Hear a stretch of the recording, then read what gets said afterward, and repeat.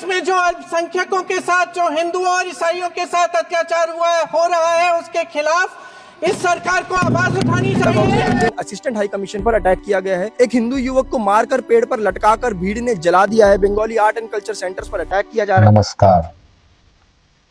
तो आपने देखा दरिंदाओं का दरिंदगी, ये जिहादी कभी सुधरने वाले नहीं है।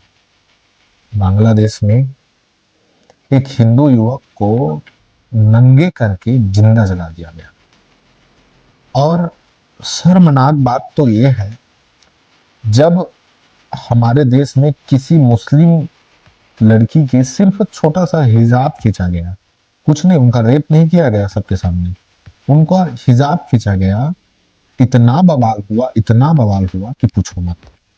लेकिन अभी वो नपुंसक के बच्चे, वो सुअर के बच्चे एक शब्द बोलने को तैयार नहीं। मतलब ये भेदभाव है। मैं हिंदू मुस्लिम की बात नहीं करूंगा, ये भेदभाव के ऊपर मैं बात करूंगा। और एक चीज बता देता हूँ, भारत को ही नहीं, पूरे देश को, पूरी दुनिया के सभी देशों को जो मुसलमानों के आतंक से परेशान है, उस पूरे देश को इस बात को मैं बता देना चाहता हूँ कि भैया इनका कोई इलाज नहीं है, इन लोगों का कोई इलाज नहीं। कुछ लोग तो अच्छे बन जाते हैं कि हम ऐसा नहीं, ये गलत हो रहा है, ऐसा वो दिखावा है, उन पे विश्वास ही नहीं किया जा सकता। क्योंकि जो व्यक्ति कुरान को मानता है, कुरान को जानता है, कुरान को पढ़ता है, वो कभी भी अच्छा व्यक्ति नहीं हो सकता, इसमें कोई दो राय नहीं। अब मैं उन सवाल करना चाहता हूं, किससे? तो महबूबा मुफ्ती के बेटी से मैं सवाल करना चाहता हूं। उसने जब हिजाब कांड हुआ तो वो FIR दर्ज करवा दी नीतीश कुमार के ऊपर। अब वो औरत है कहां? वो तो, उसका भी दिखाना, दर्शन होना दुर्लभ है। क्यों? क्योंकि बात हिंदू के ऊपर आई है। ये न्यायपूर्ण लोग नहीं है। जब हिजाब खींचा तो गला फाड़ फाड़ के वो चिल्ला रही थी।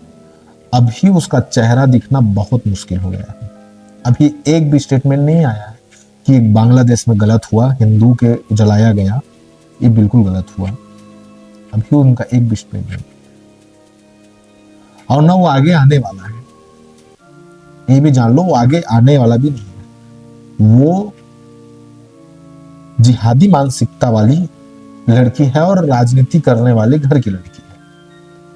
और सबसे पहली बात, वो मुसलमान की बेटी है, वो कभी सुधरेगी नहीं। तुम कितना भी भाईचारा की बात कर लो, ये बिल्कुल हकीकत है। थोड़े ठंडे दिमाग से सोचो, नहीं सुधरने वाले। क्योंकि भाई उनका धर्म ही सिखाता है, ऐसे करो, ऐसे ना करो, उनका धर्म ही सिखाता है। तुम्हें तो काफिर समझते हैं। तो इस बात को सोचो। अब दूसरी बात, मैं इरफान अंसारी जो झारखंड के स्वास्थ्य मंत्री है, वो निर्लज आदमी से बात कहना चाहता हूं। अब तुम्हारे मुंह में ताला लग गया है, तुमने सुअर का मांस खा लिया है, ऐसा लगता है कि तुम बोल नहीं पा रहे हो। अरे मुल्ले, अब तुम्हें बोलना चाहिए।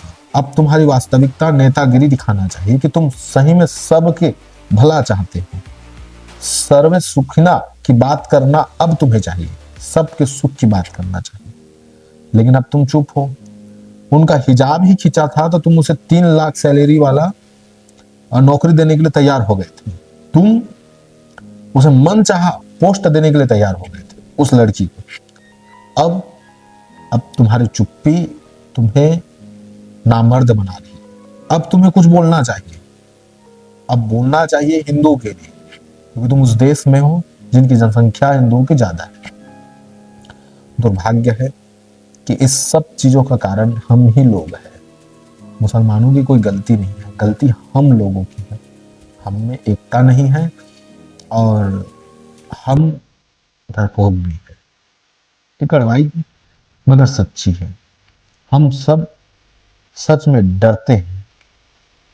लोग डर के कारण आगे नहीं आते। और बहुत सारे हमारे ही धर्म, हमारे ही समाज में, हमारे ही विरोधी इतने सारे लोग हैं जो लोगों के सपोर्ट के लिए उतर जाएंगे। इतने सारे लोग हमेशा तत्पर है इनके सपोर्ट के लिए। बहुत बड़ा दुर्भाग्य है इस देश का। लेकिन अब मैं आप सबसे सवाल पूछना चाहता हूं कि इस्लाम के इस समस्या का कोई समाधान आपने सोचा है? कोई राजनीतिक पार्टी को इसका समस्या का समाधान कर सकता है, ऐसा क्या आपने सोचा है? आप जरूर इस बात को कमेंट में बताइएगा। अब मैं इनके ऊपर एक चर्चा रखता हूं। जो आज बांग्लादेश में हुआ एक हिंदू के साथ, जिसे जिंदा जला दिया गया, वो कल भारत में भी हो सकता है और होगा ही होगा। हुआ है, उससे खतरनाक खतरनाक घटनाएं घटी। लेकिन बात ऐसा है कि इस इस्लामिक समस्या, इस मुसलमान का नहीं, सभी मुसलमान ऐसे, इसमें कोई दो राय नहीं है भाई। अगर तुम मुसलमान ऐसे नहीं हो तो इस्लाम छोड़ दो, क्योंकि इस्लाम में गंदगी है। जैसे बहुत सारे लोगों को लगा कि हिंदू धर्म में गंदगी है तो उन्होंने छोड़ दिया, तुम भी छोड़ दो। जब तुम देख रहे हो कि सबसे ज्यादा हाहाकार मचाने वाले लोग, आतंक मचाने वाले लोग इस्लाम से ही निकल रहे हैं। अल्लाहू अकबर के नारा, ये जो नारा है ये इस्लाम का है और इससे ही आतंक मच रहा है, इस नारे से। तो तुम्हें लगता है कि तुम सही इंसान हो तो तुम्हें इस्लाम छोड़ देना चाहिए, लेकिन तुम छोड़ नहीं सकते, ना छोड़ना नहीं चाहते, क्योंकि तुम हो नहीं अच्छा है इंसान। अब बात, मेन मुख्य बात यह है कि भाई इस समस्या का कोई समाधान है? कोई राजनीतिक पार्टी इस समस्या का समाधान कर सकती है? भारत बस में नहीं कह रहा हूं, पूरी दुनिया में। सोचे हो आप? तो मैं आपको बताऊं कि इस समस्या का समाधान कोई राजनीतिक पार्टी नहीं कर सकती। क्यों नहीं कर सकती? क्योंकि राजनीतिक पार्टी बंधनों से बंधी रहती है, चाहे भारत हो चाहे अन्य देश हो। चाइना में घटना नहीं घटती है, ऐसी घटना नहीं घटती है चाइना में। क्यों नहीं घटती? क्योंकि वहां तानाशाही है। रूस में भी करीबन घटती ही नहीं है ऐसी घटना, क्योंकि वहां तानाशाही, कोई बोल नहीं सकता। और जहां लोकतांत्रिक स्थिति होगी वहां ये घटना घटेगी, क्योंकि इनको बचाने के लिए हजारों लोग आ जाएंगे। अगर मुसलमानों को अगर कुछ किया जाए तो हजारों लोग उन्हें बचाने के लिए आ जाएंगे। तब कोई करने वाला है, जो न्याय देने वाले हैं बहुत लोगों को, वो चुपचाप उसे बैठना पड़ेगा। इसलिए इस समस्या का समाधान लोकतांत्रिक ढंग से नहीं हो सकता।